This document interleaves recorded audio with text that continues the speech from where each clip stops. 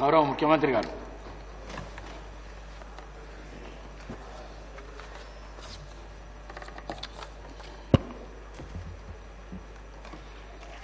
Speaker sir, Telangana schedule caste rationalisation of reservations bill 2025 మంత్రివర్యులు దామోదర్ రాజనరసింహ గారు ప్రవేశపెట్టి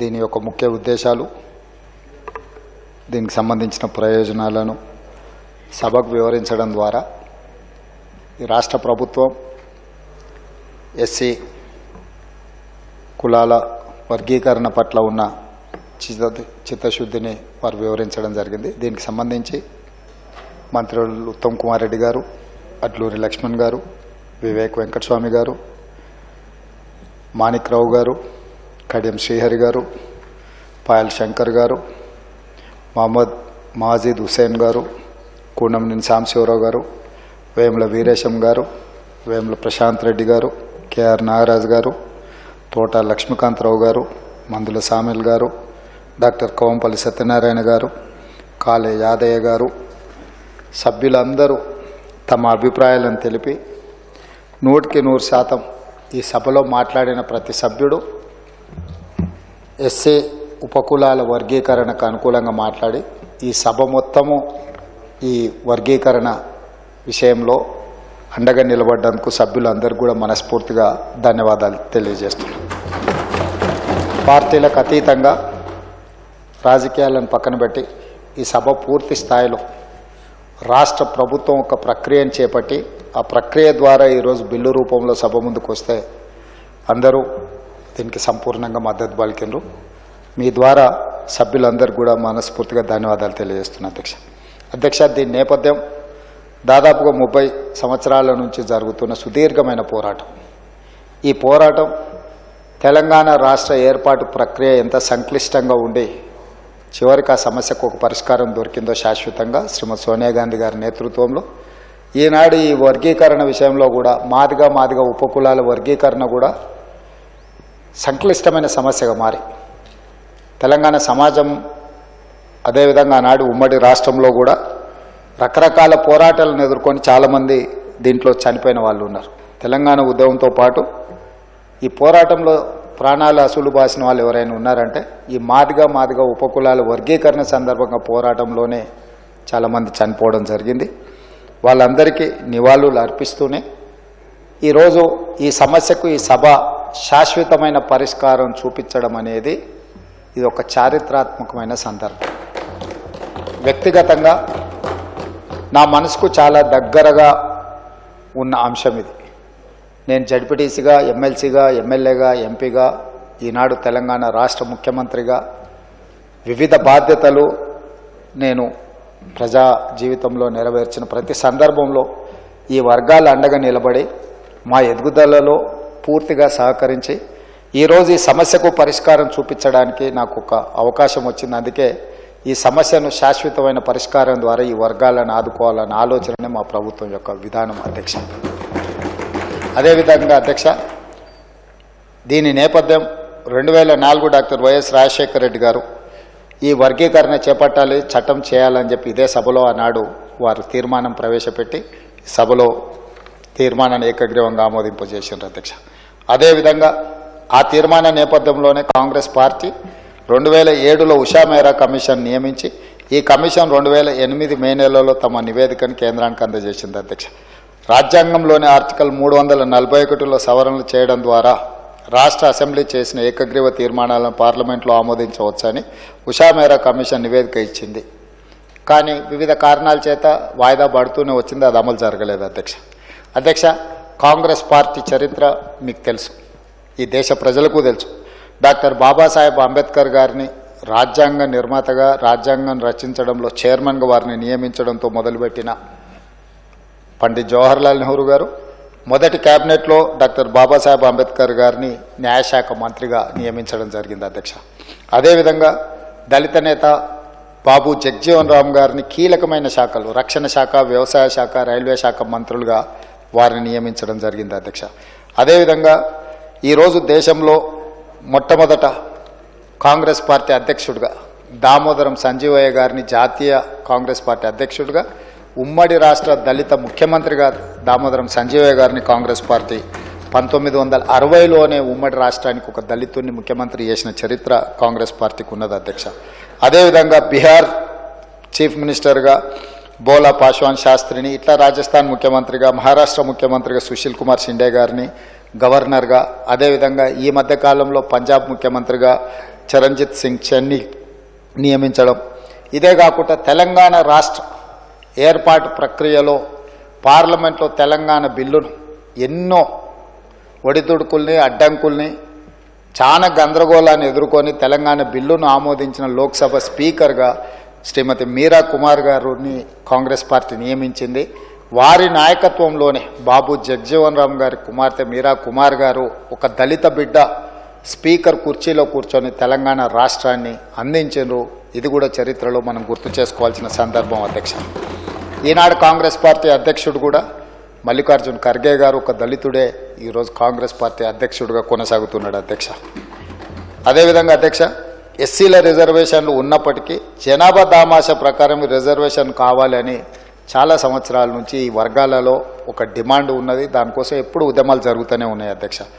అందుకే దీన్ని రాహుల్ గాంధీ గారు 2018 ఎన్నికల సందర్భంగా స్పష్టంగా తెలంగాణ రాష్ట్ర ఎన్నికలకు వచ్చినప్పుడు ఉత్తమ్ కుమార్ రెడ్డి గారు పీసీసీ ప్రెసిడెంట్గా ఉన్నప్పుడు స్పష్టంగా హామీ ఇచ్చారు, కాంగ్రెస్ పార్టీ అధికారంలోకి వస్తే ఎస్సీ వర్గీకరణ చేసి తీరుతుందని. ఇదే కాకుండా అధ్యక్ష 2023 ఆగస్టు 26న చేవెళ్లలో తమరు కూడా ఆ రోజు సభలో సజీవ సాక్షి, మల్లికార్జున్ ఖర్గే గారే ఎస్సీ ఎస్టీ డిక్లరేషన్లో స్పష్టంగా ఎస్సీ ఉపకులాల వర్గీకరణను చేపడతామని చెప్పి వారు చెప్పినారు. వారందరి నిర్ణయాలు, వారందరి ఆలోచన మేరకు, సుప్రీంకోర్టు తీర్పు మేరకు ఈరోజు మనం ఈ నిర్ణయాన్ని తీసుకోవడం జరిగింది అధ్యక్ష. దీనికి సంబంధించి ఒక చరిత్ర ఉన్నది. 1996లో జస్టిస్ రామచంద్రరాజు కమిషన్ నియమించడం, వారు 97లో నివేదిక ఆధారంగా వర్గీకరణ చేస్తూ జీవో 68 ఏబిసిడి కేటగరైజేషన్ కింద, జీవో 69 రోస్టర్ విధానాన్ని అమలు చేస్తే ఆనాడు జీవోలు ఇచ్చారు. అదేవిధంగా అధ్యక్ష 2000 సంవత్సరం ఏప్రిల్ 1వ తేదీన ఉమ్మడి ఏపీలో వర్గీకరణను అమలు చేయడం జరిగింది అధ్యక్ష. దాని తర్వాత జరిగిన కోర్టులు తీర్పులు సుప్రీంకోర్టు వరకు వెళ్ళడం, అదేవిధంగా ఏపీ వర్సెస్ చెన్నై కేసులో 2004 నవంబర్ 5న సుప్రీంకోర్టు 5 సభ్యుల ధర్మాసనం 3:2 ప్రకారం తీర్పునిచ్చింది అధ్యక్ష. ఎస్సీ వర్గీకరణ కోసం చర్యలు తీసుకోవాలని కోరుతూ 2005 డిసెంబర్ 10న ఉమ్మడి రాష్ట్ర అసెంబ్లీలో తీర్మానం కూడా కేంద్రానికి పంపించడం జరిగింది అధ్యక్ష. ఈ ఉషా మేరా కమిషన్ నియామకాలు వీటన్నిటి నేపథ్యంలో పంజాబ్ కేసు సుప్రీంకోర్టుకు పోవడం, పంజాబ్ వర్సెస్ అక్కడ ఉండే వాళ్ళ మధ్యలో జరిగిన కేసును, ఇది చాలా సుదీర్ఘకాలం సుప్రీంకోర్టులో కేసు జరిగింది. అప్పుడు అన్ని రాష్ట్రాలకు సంబంధించిన ప్రతినిధులకు కూడా సుప్రీంకోర్టు నోటీసులు ఇచ్చింది అధ్యక్ష. ఆ నేపథ్యంలో తెలుగు రాష్ట్రాలలో కూడా అభిప్రాయాలను తీసుకోవాలని కేంద్ర ప్రభుత్వం కోరింది అధ్యక్ష. దాని నేపథ్యంలోనే సుప్రీంకోర్టులో కూడా మనము ఈ 7 మంది జడ్జులు ముందు తెలంగాణ రాష్ట్ర ప్రభుత్వం తర్వాత మేము అధికారంలోకి వచ్చిన తర్వాత పెద్దలు దామోదర రాజనరసింహ గారి నేతృత్వంలో ఈ శాసనసభలో ఉన్న ఎస్సీ శాసనసభ్యులందరినీ ఒక కమిటీకి ఏర్పాటు చేసి వీళ్ళందరినీ ఢిల్లీకి పంపించి తెలంగాణ రాష్ట్ర ప్రభుత్వం సుప్రీంకోర్టులో సిద్ధార్థ లూత్రా అనే ఒక గొప్ప న్యాయవాదిని నియమించడం ద్వారా తెలంగాణ రాష్ట్ర ప్రభుత్వం యొక్క అభిప్రాయాలను విస్పష్టంగా ఎస్సీ వర్గీకరణకు అనుకూలంగా తెలంగాణ రాష్ట్ర ప్రభుత్వం ఉన్నది, వర్గీకరణ చేయాల్సిందే అని చెప్పి స్పష్టంగా మన వైపు వాదనని వినిపించడం జరిగింది. ఆ నేపథ్యంలో సుప్రీంకోర్టు ఇచ్చిన తీర్పు ప్రకారము, సుప్రీంకోర్టు తీర్పు ఇచ్చిన 1 గంట లోపే ఆ రోజు కూడా సభ జరుగుతున్నది అధ్యక్ష. సభలో స్పష్టంగా 100% ఈ వర్గీకరణను అమలు చేస్తామని చెప్పి ఆ రోజు ప్రకటించినాం అధ్యక్ష. అదేవిధంగా అధ్యక్ష కోర్టు ఆ రోజు ఇచ్చిన దాంట్లో కొన్ని విషయాలు రాజకీయ కారణాలతో కాకుండా ఎంపెరికల్ డాటా ఆధారంగా మాత్రమే వర్గీకరణ చేయాలని చెప్పింది అధ్యక్ష. ఎంపెరికల్ డాటా క్షేత్రస్థాయిలో అనుభవపూర్వకంగా సేకరించిన సమాచారం, 1 జనాభా, 2 అక్షరాస్యత శాతం, అనుసరిస్తున్న వృత్తులు, ఉద్యోగాలు, ఆర్థిక పరిస్థితులు, వీటన్నిటి నేపథ్యాన్ని తీసుకొని ఈ వర్గీకరణ చేయాలని సుప్రీంకోర్టు మనకు చెప్పడం జరిగింది అధ్యక్ష. వీటన్నిటి నేపథ్యంలో రాష్ట్ర ప్రభుత్వము ఒక మంత్రివర్గ ఉపసంఘాన్ని ఏర్పాటు చేసింది అధ్యక్ష. దానికి బాధ్యత ఉత్తమ్ కుమార్ రెడ్డి గారిని మంత్రివర్గ ఉపసంఘానికి చైర్మన్గా నియమిస్తూ సభ్యులుగా శ్రీధర్ బాబు గారిని, అదేవిధంగా దామోదర్ రాజనరసింహ గారిని, పొన్నం ప్రభాకర్ గారిని, సీతక్క గారిని, డాక్టర్ మల్లు రవి పార్లమెంట్ సభ్యుడిని మనం ఈ కేబినెట్ సబ్ కమిటీలో సభ్యులు చేసి వాళ్ళ చేత మొత్తం 6 సార్లు వాళ్ళు సమావేశమై వాళ్ళు ఇచ్చిన సూచనలు అన్నిటిని కూడా పరిగణలోకి తీసుకొని వారి సూచన మేరకు 1 మ్యాన్ కమిషన్ అపాయింట్ చేసినాం అధ్యక్ష. 1 మ్యాన్ కమిషన్లో షమీమ్ అఖ్తర్ గారిని మనం 1 మ్యాన్ కమిషన్గా నియమించి వారు పూర్తిగా సుప్రీంకోర్టు జడ్జిమెంట్లనే కాకుండా ఉషా మేరా కమిషన్ నుంచి మొదలు పెడితే వివిధ వర్గాలకు సంబంధించిన అన్ని రిప్రజెంటేషన్స్ తీసుకున్నారు అధ్యక్ష. అందరితో మాట్లాడిన వారు దాదాపుగా ఎన్ని రిప్రజెంటేషన్స్ తీసుకున్నారంటే 8,681 రిప్రజెంటేషన్స్ తీసుకున్నారు అధ్యక్ష.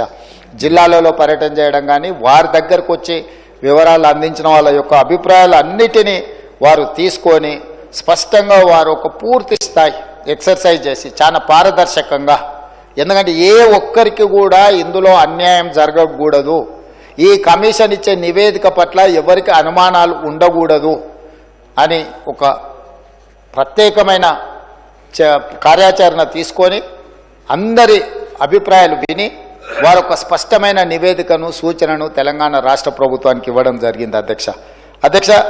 ఈరోజు ఈ ఎస్సీ ఉపకులాలలో దాదాపుగా 59 కులాలు ఉన్నాయి అధ్యక్ష. ఈ 59 కులాలకు సంబంధించి ప్రభుత్వ రంగ సంస్థలలో వాళ్ళు చేస్తున్న ఉద్యోగాలు కానీ, విద్యా అవకాశాలు కానీ, రాజకీయ అవకాశాలు కానీ, గ్రాంట్ అండ్ ఎయిడ్ సంస్థల నుంచి కూడా కమిషన్ సమాచారాన్ని సేకరించింది అధ్యక్ష. వీటన్నిటిని దృష్టిలో పెట్టుకొని జస్టిస్ షమీమ్ అఖ్తర్ కమిషన్ తన నివేదికను 2025 ఫిబ్రవరి 3వ తారీఖున ఈ మంత్రివర్గ ఉపసంఘానికి సమర్పించింది అధ్యక్ష. 4 తారీఖు రోజు ఎంబడే మంత్రివర్గాన్ని ఏర్పాటు చేసి వారిచ్చిన కమిషన్ యొక్క సూచనలను తూచా తప్పకుండా ఆమోదించడం జరిగింది అధ్యక్ష. ఎక్కడ కూడా మనం కమిషన్ రికమెండేషన్స్ నుంచి డీవియేట్ చేయలేదు అధ్యక్ష. ఎందుకంటే 7 న్యాయమూర్తుల ధర్మాసనం ఇచ్చిన జడ్జిమెంట్ నేపథ్యంలో మంత్రివర్గ ఉపసంఘాన్ని ఏర్పాటు చేసి మంత్రివర్గ ఉపసంఘం 6 సార్లు సమావేశాన్ని చేసి అధికారులతో న్యాయ నిపుణులతో చర్చించి 1 మ్యాన్ కమిషన్ అపాయింట్ చేసిన 1 మ్యాన్ కమిషను వివిధ జిల్లాలు, వివిధ ప్రాంతాలు, వివిధ స్టేక్ హోల్డర్స్ని అందరితో మాట్లాడి వాళ్ళు ఇచ్చిన నివేదికలు కానీ 8,681 రిప్రజెంటేషన్స్ని అన్నిటిని కూడా తీసుకొని క్రోడీకరించి చట్టపరిధిలో వారు చేయగలిగిన అన్ని అంశాలను పరిగణలోకి తీసుకొని వాళ్ళు ఒక నిర్ణయం తీసుకున్నారు అధ్యక్ష. దాని ప్రకారం 59 ఎస్సీ కులాలను 3 గ్రూపులుగా విభజించడం జరిగింది అధ్యక్ష. గ్రూప్ 1 కింద 15 ఉపకులాలను తీసుకొని వాళ్ళకు 1% సామాజికంగా, విద్యాపరంగా, ఆర్థికంగా పూర్తిగా వెనుకబడిన వర్గాలను గ్రూప్ 1 కింద తీసుకున్నాడు అధ్యక్ష. 1% రిజర్వేషన్ వాళ్ళకి ఇవ్వడం జరిగింది అధ్యక్ష. అదేవిధంగా గ్రూప్ 2 మధ్యస్థంగా లబ్ధి పొందిన ఎస్సీ కులాలు, మోడరేట్ బెనిఫిషియర్స్, వాళ్లను 18 కులాలు ఉన్నాయి అధ్యక్ష. అందులో 9% రిజర్వేషన్లు వాళ్లకు ఇచ్చిండ్రు అధ్యక్ష. అదేవిధంగా గ్రూప్ 3 అధ్యక్ష గణనీయంగా లబ్ధి పొందిన, అంటే కొంచెం సిగ్నిఫికెంట్గా బెనిఫిట్ పొందిన వర్గాలు 26 కులాలు ఉన్నాయి అధ్యక్ష. వాళ్ళకు 5% రిజర్వేషన్. ఈరోజు రాజ్యాంగ పరిధిలో ఎస్సీలకున్న 15% రిజర్వేషన్లను గ్రూప్ 1 కింద 1%, గ్రూప్ 2 కింద 9%, గ్రూప్ 3 కింద 5%, 15% రిజర్వేషన్లను ఈ రకంగా పంచడం జరిగింది అధ్యక్ష. ఈరోజు ఎడ్యుకేషన్లో కావచ్చు, ఎంప్లాయ్మెంట్లో కావచ్చు, పొలిటికల్ రిజర్వేషన్స్ కావచ్చు, ఆల్ అదర్ రిజర్వేషన్స్ అన్నిటిని కూడా పరిగణలోకి తీసుకొని ఈరోజు ఈ ప్రభుత్వము ఈ నివేదికను తీసుకొని వచ్చి మీ ముందు పెట్టడం జరిగింది అధ్యక్ష. అందుకే అధ్యక్ష ఈరోజు ఈ చారిత్రాత్మకమైన సందర్భంలో ఒక మంచి నిర్ణయం మనం తీసుకున్నప్పుడు ప్రతిపక్షాలన్నీ కూడా ముందుకు వచ్చినాయి.